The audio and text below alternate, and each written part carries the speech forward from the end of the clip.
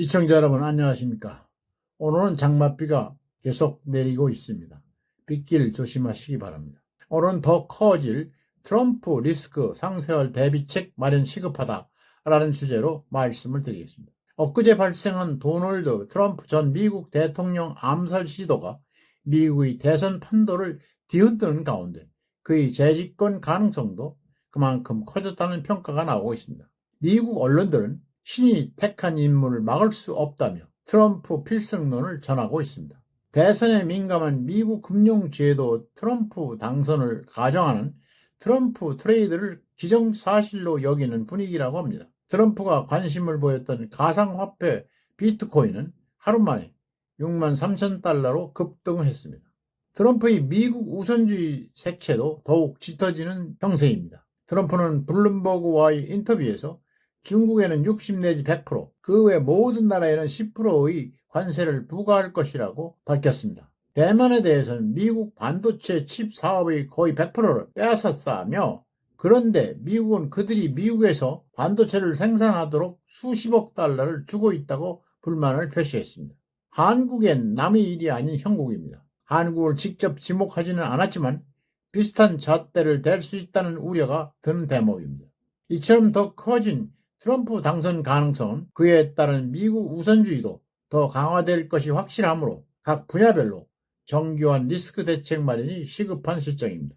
우선 외교 안보의 거래에 대비해야 할 것입니다. 전형적인 비즈니스맨인 트럼프는 지난 4월 미 주간지 타임과의 인터뷰에서 부유한 한국을 왜 미국이 지켜주느냐, 한국이 이제는 지불할 때라며 방위비 분담금의 대폭 인상 압박을 예고했습니다.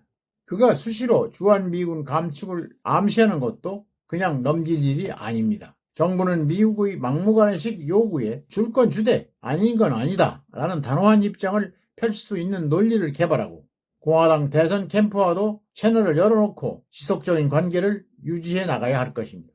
트럼프는 북미 관계에서도 직거래를 할 가능성이 높습니다. 김정은과 친구 관계를 강조하기 때문입니다.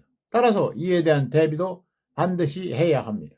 트럼프 2기 행정부의 출현 가능성이 높아진 상황에서 관세 등 미국 우선주의 정책이 현실화할 경우 수출로 먹고 사는 한국에는 상당한 타격이 닥칠 것이 불가피합니다. 올해 상반기 미국이 중국을 제치고 한국이 최다 수출국으로 올라선 상황이어서 충격은 더 클 수밖에 없습니다.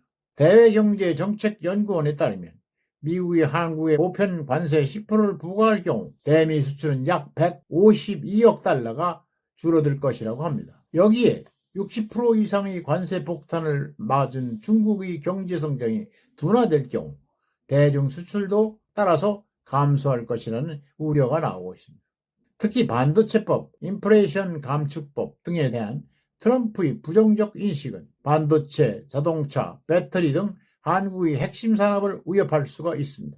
트럼프가 반도체법에 근거한 보조금을 문제 삼으면서 보조금 혜택이 줄어들고 미국 기업이 주도하는 방향의 시장 질서 재편이 추진될 가능성도 배제할 수가 없습니다. 인플레이션 감축법을 새로운 녹색 사기라고 표현한 트럼프가 인플레이션 감축법 폐기 또는 개편을 추진할 경우 자동차와 2차 전지 수출에 빨간 불이 켜질 수 있습니다. 다행스러운 건 2017년부터 4년 동안 트럼프 1기에 이미 그를 겪어봤다는 경험입니다. 트럼프 집권 이후 3년 사이 대미 무역 흑자는 반토막이 났고 한미 자유무역협정 재협상에도 임해야 했습니다.